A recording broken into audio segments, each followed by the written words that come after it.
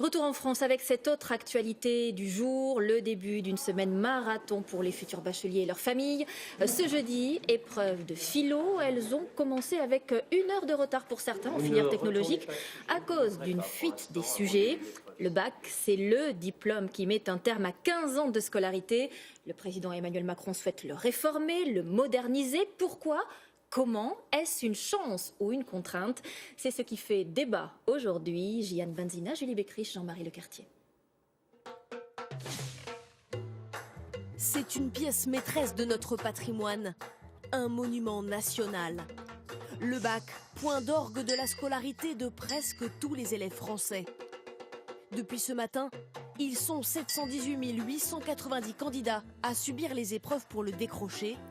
Peut-être les derniers lycéens à le connaître dans sa forme actuelle. Car Emmanuel Macron prévoit de revoir la forme du baccalauréat.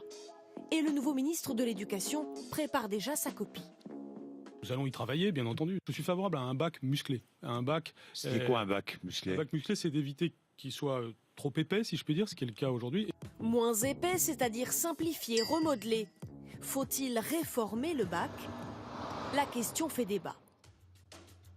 Sur le papier, le rôle du bac, c'est orienter les élèves vers les études supérieures. Par exemple, le bac S prépare aux études scientifiques. Mais en cela, le bac est-il encore si utile? En réalité, l'orientation des élèves se décide bien avant l'examen, au cours de l'année de terminale. La plupart des bacheliers savent où ils vont et même ceux qui vont dans des filières sélectives ont été choisis, ont été évalués sur la base de leur livret scolaire. Un établissement d'enseignement supérieur sait dire si un jeune aura ou pas, de son point de vue, le niveau pour suivre des études supérieures. Le bac réformé pourrait s'ajuster à l'orientation. Par exemple, un élève qui veut devenir médecin choisirait des matières indispensables. Maths, chimie, sciences, philo. Pour Laurent Bigorgne de l'Institut Montaigne, qui a inspiré le candidat Macron, il faut aller vers ces bacs à la carte.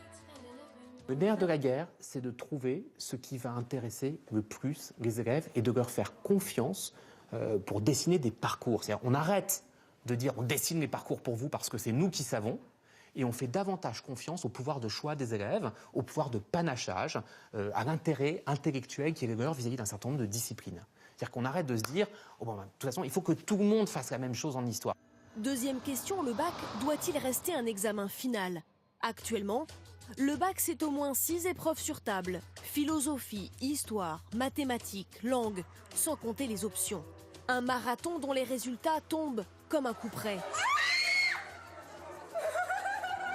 Et qui, pour ce chercheur, incite surtout au bachotage.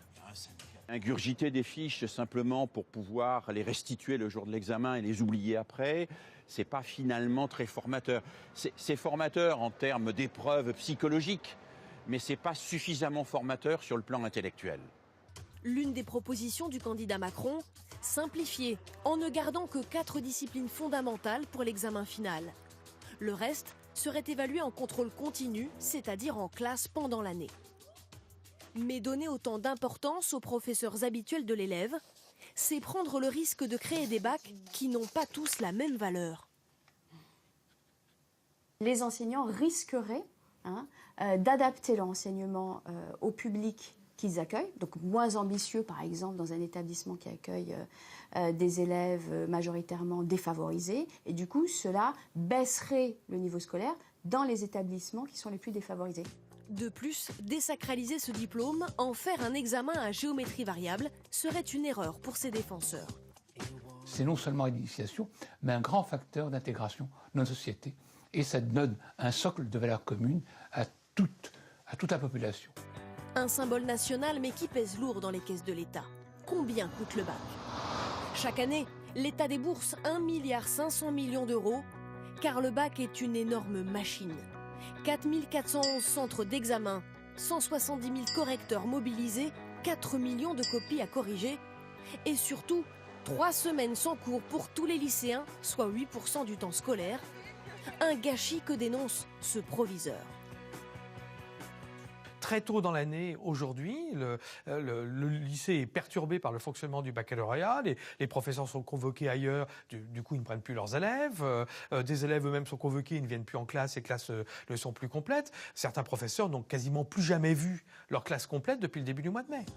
Le ministre dit vouloir prendre son temps. La réforme du bac ne verra pas le jour avant 2018.